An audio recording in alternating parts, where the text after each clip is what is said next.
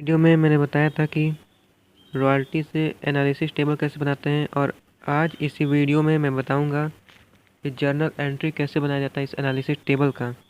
और ये journal entry businessman ही बनाता है जो लेज़ी रहता है। लैंडलॉर्ड बिजनेसमैन तो रहता नहीं है, वो सिर्फ रॉयल्टी लेता है इसके बदले में। तो जर्नल एंट्री में 5 कॉलम होता है, आपको पता ही होगा। Date, particulars, LF, amount debit और अमाउंट क्रेडिट।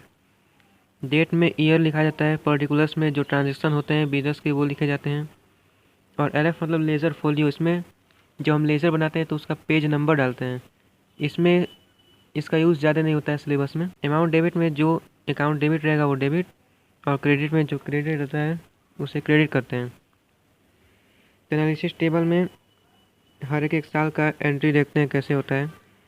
हर साल इसमें 3 एंट्री पास होता है। तो देखते हैं 2000 में जर्नल एंट्री बनाते समय सबसे पहले तो डेट लिख देंगे 31 दिसंबर 2000, और 2 अकाउंट को डेबिट करेंगे, एक रॉयल्टी अकाउंट और एक शॉर्ट वर्किंग अकाउंट डेबिट। तो 2000 सन 2000 में रॉयल्टी है 3000 और शॉर्ट वर्किंग है 2000, तो लिख देंगे 3000 और 2000। फिर क्रेडिट करेंगे लैंडलॉर्ड अकाउंट को, तो लिख देंगे टू लैंडलॉर्ड अकाउंट, और 3000 2000 को सम करेंगे तो आएगा 5000। फिर यहाँ पे एक नरेशन लिखते हैं बीइंग करके, being royalty and short working due, यानी रॉयल्टी और शॉर्ट वर्किंग ड्यू हो गया। सेकंड एंट्री में वही डेट डालेंगे 31 दिसंबर, और जब पहले वाले एंट्री में हम लैंडलॉर्ड अकाउंट को क्रेडिट किए रहते थे तो इस वाले अकाउंट में हम उसको डेबिट करेंगे। लैंडलॉर्ड अकाउंट डेबिट, वही अमाउंट 5000 टू कैश अकाउंट, इसका मतलब कि हमने कैश लैंडलॉर्ड को दे दिया। नरेशन लिख देंगे being minimum rent paid to landlord. तीसरे अकाउंट में रॉयल्टी को प्रॉफिट एंड लॉस अकाउंट में ट्रांसफ़र किया जाता है, तो इसमें profit and loss account debit होगा और टू रॉयल्टीज़ अकाउंट।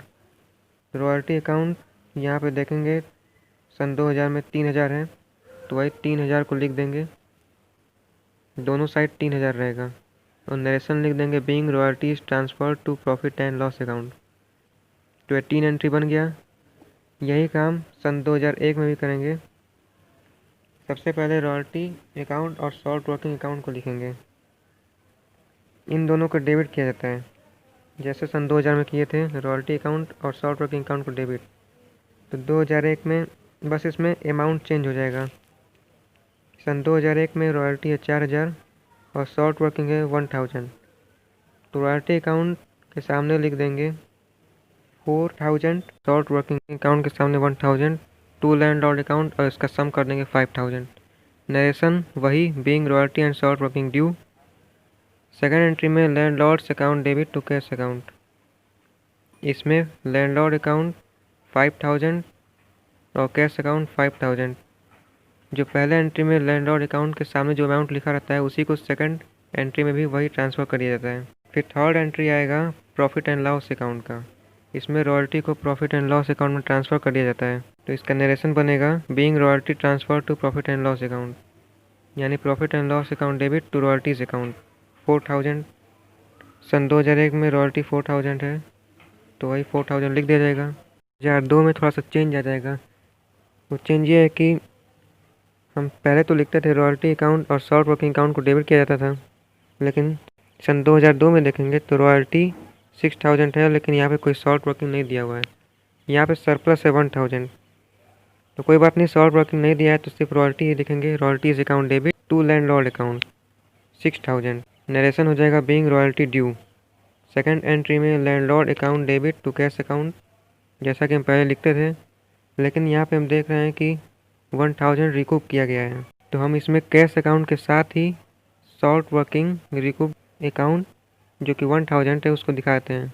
लेकिन यहाँ पे शॉर्ट वर्किंग रिकूप अकाउंट नहीं लिखते हैं, सिर्फ शॉर्ट वर्किंग अकाउंट लिखते हैं। इससे मालूम चल जाता है कि शॉर्ट वर्किंग रिकूप भी किया गया है, क्योंकि फर्स्ट एंट्री में शॉर्ट वर्किंग लिखते हैं, सेकेंड एंट्री में शॉर्ट वर्किंग रिकूप और थर्ड एंट्री में शॉर्ट वर्किंग अनरिक्यूब्ड। इसका एंट्री बन जाएगा landlord's account debit to cash account to short working account.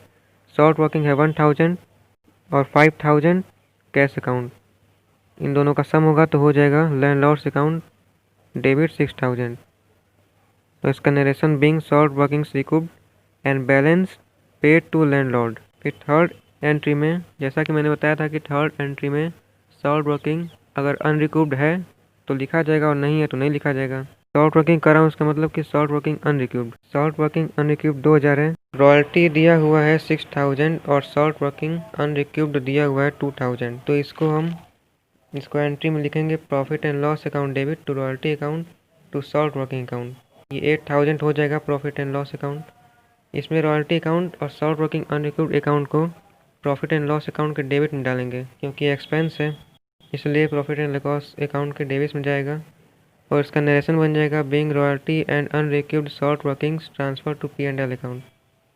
फिर 2003 में देखेंगे, इसमें भी रॉयल्टी और सॉल्ट वर्किंग को देखते हैं। तो रॉयल्टी तो दिया हुआ है 2003 में 10,000 और सॉल्ट वर्किंग नहीं दिया हुआ है, तो कोई बात नहीं, रॉयल्टी अकाउंट लिखेंगे, सॉल्ट वर्किंग अकाउंट नहीं लिखेंगे। तो रॉयल्टी अकाउंट लिखेंगे और सॉल्ट वर्किंग अकाउंट नहीं लिखेंगे। Royalty account debit to landlord account 10,000। Second entry में landlord's account debit to cash account, क्योंकि यहाँ कोई रिकूपमेंट नहीं है तो वही 10,000। फिर तीसरे एंट्री में रॉयल्टी को ट्रांसफ़र करते हैं प्रॉफिट एंड लॉस अकाउंट में और अनरिक्यूब्ड को भी ट्रांसफ़र करते हैं अगर रहेगा तो, लेकिन है नहीं तो सिर्फ रॉयल्टी ट्रांसफ़र होगा P&L अकाउंट में। तो एंट्री इसका बन जाएगा profit and loss account debit to royalty account. और रॉयल्टी है 10,000 तो दोनों साइड लिखा जाएगा 10,000। फिर 2004 में यहाँ भी रॉयल्टी दिया हुआ है और सॉल्ट वर्किंग नहीं दिया है, तो इसका एंट्री बन जाएगा royalty account debit to landlord's account और नरेशन लिख देंगे बीइंग रॉयल्टी ड्यू। रॉयल्टी है 12,500, दोनों साइड लिखा जाएगा। सेकंड एंट्री में landlord's account debit to cash account, यहाँ कोई रिकूपमेंट नहीं है इसलिए कैश अकाउंट के साथ सॉल्ट वर्किंग अकाउंट नहीं लिखेंगे, सीधे वही अमाउंट लिख देंगे 12,500 जो पहले वाले एंट्री में है, लैंडलॉर्ड अकाउंट के सामने 12,500। और इसका नरेशन बन जाएगा being royalty paid to landlord.